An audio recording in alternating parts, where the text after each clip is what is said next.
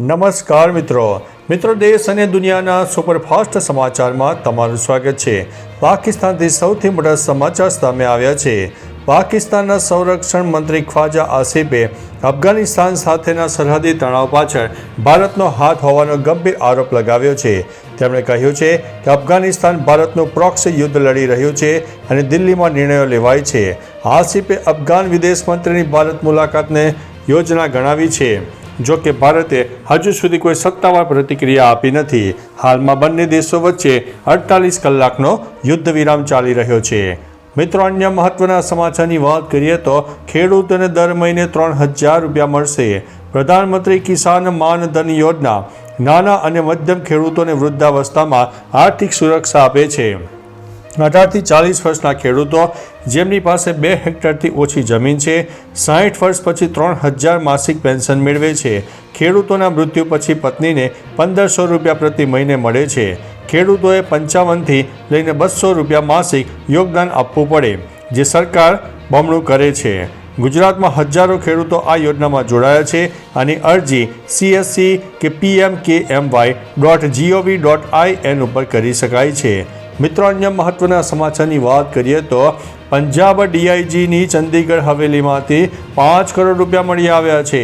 CBIએ પંજાબ પોલીસના રોપર ranger DIG હરચરણસિંહ ભુલ્લરને 5 લાખની લાંચ લેતા રંગે હાથે ઝડપી પાડ્યા। મંડી ગોવિંદગઢના ભંગાર વેપારી પાસેથી લાંચ માંગનાર ભુલ્લરને દિલ્હી ચંદીગઢ CBI ટીમે મોહાલી ઓફિસમાં છટકું ગોઠવીને પકડી પાડ્યા। 52 સભ્યોની ટીમે તેમના ચંદીગઢના ઘર અને ઓફિસમાંથી 5 કરોડ રોકડ, લક્ઝરી વાહનો, ઘરેણાં અને 15 મિલકતો જપ્ત કરી છે। ભુલ્લરની ગુપ્ત સ્તરે પૂછપરછ ચાલુ છે। મિત્રો, અન્ય મહત્વના સમાચારની વાત કરીએ તો તમે મહેસાણાનો વિકાસ કરો, અમારા ગામનો તો છે જ। મહેસાણા મહાનગરપાલિકાના વિસ્તરણમાં આસપાસના ગામોના સમાવેશ પર વિવાદ ચર્ચામાં છે। તાલુકાના દેલા, રામપુરા, શોભાસણ અને હેબુઆ ગામોના લોકો સમાવેશ વિરુદ્ધ લડત આપી રહ્યા છે। આ 4 ગામોએ જિલ્લા પંચાયતથી કલેક્ટર સુધી રેલી કાઢીને વિરોધ નોંધાવ્યો અને આવેદનપત્ર આપ્યું। અગાઉ તેઓએ ગામોમાં વિરોધ બેનરો પણ લગાવ્યા હતા, જેમાં રાજકીય આગેવાનોને પ્રવેશ પર પ્રતિબંધનું નિવેદન છે। મિત્રો, અન્ય મહત્વના સમાચારની વાત કરીએ તો સિક્યુરિટી કર્મચારી લાંચ લેતા ઝડપાયો છે। અમદાવાદમાં સિક્યુરિટી કર્મચારી લાંચ લેતા ઝડપાયો છે। અમદાવાદમાં પૂર્વ વિસ્તારમાં ફરજ બજાવતો આ સિક્યુરિટી કર્મચારી ₹6000ની લાંચ લેતા ઝડપાયો છે। ACBએ વિરાટનગર બ્રિજ નીચે વિજય મકવાણાને ઝડપી પાડ્યા છે। AMCની દબાણ શાખામાં સિક્યુરિટી ગાર્ડ હોવાની ઓળખ આપીને તે માંગતો હતો।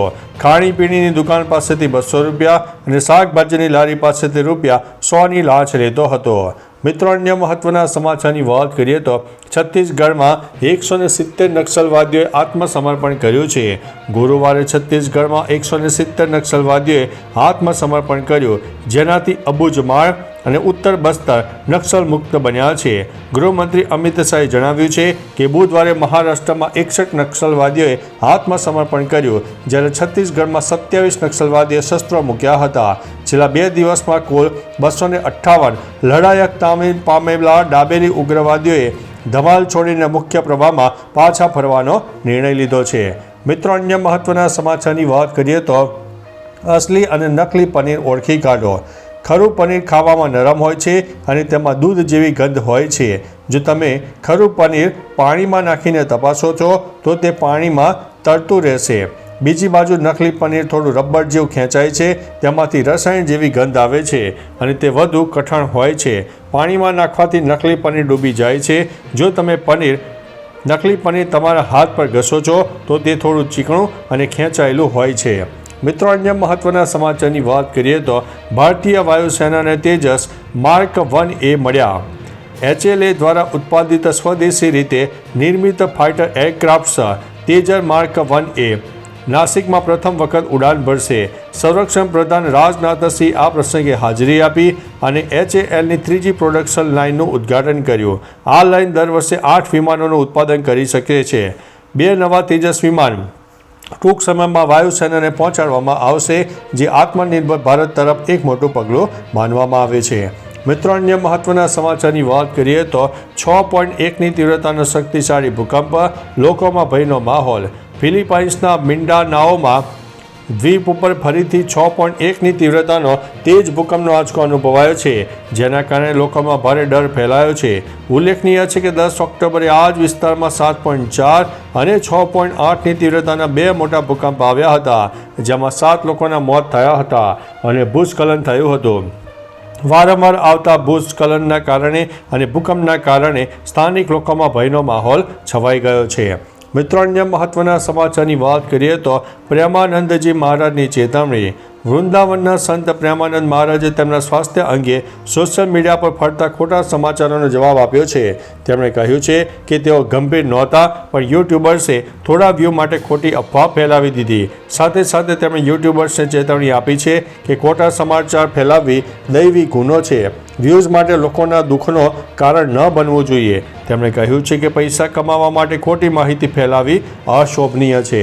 મિત્રો, અન્ય મહત્વના સમાચારની વાત કરીએ તો તાર ફેન્સિંગના વીજ શોકથી સિંહણનું મોત, 2ની ધરપકડ કરવામાં આવી છે. અમરેલીના લીલિયા તાલુકાના કણકોટ ગામની સીમામાં વીજ શોક લાગવાથી એક માદા સિંહણનું શંકાસ્પદ સંજોગોમાં મૃત્યુ થયું હતું. વન વિભાગ અને પોલીસે તપાસ શરૂ કરતા તે સામે આવ્યું છે. ખેતરની ફરતે શિકાર માટે રાખેલા વીજ શોકને કારણે સિંહણનું મોત નિપજ્યું છે. આ ઘટનામાં વન વિભાગે આબા ગામના 2 આરોપીઓ જયરાજ બોરિયા અને સરદાર બગેલની ધરપકડ કરી છે. આ વિસ્તારમાં 29થી વધુ સિંહોનો વસવાટ છે. મિત્રો, અન્ય મહત્વના સમાચારની વાત કરીએ તો બગસરા એપીએમસીમાં કપાસના મહત્તમ ભાવ જોવા મળ્યા. ગુજરાતના વિવિધ એપીએમસીમાં તારીખ 16/10/2025ના રોજ જુદા જુદા પાકના ભાવ શું રહ્યા તે જાણી લો. કપાસના 4500થી લઈને 7740, મગફળીના 3600થી લઈને 7125, પેડી એટલે કે ચોખાના 1215થી લઈને 2490, ઘઉંના 2250થી લઈને 3300, બાજરાના 1500થી લઈને 3130, જુવારના 1915થી લઈને 4000 રૂપિયા જોવા મળ્યા છે. તો ચાલો મિત્રો, ફરીથી દેશ અને દુનિયાના સુપરફાસ્ટ સમાચાર લઈને મળતા રહીશો. ત્યાં સુધી અમને રજા આપશો. નમસ્તે.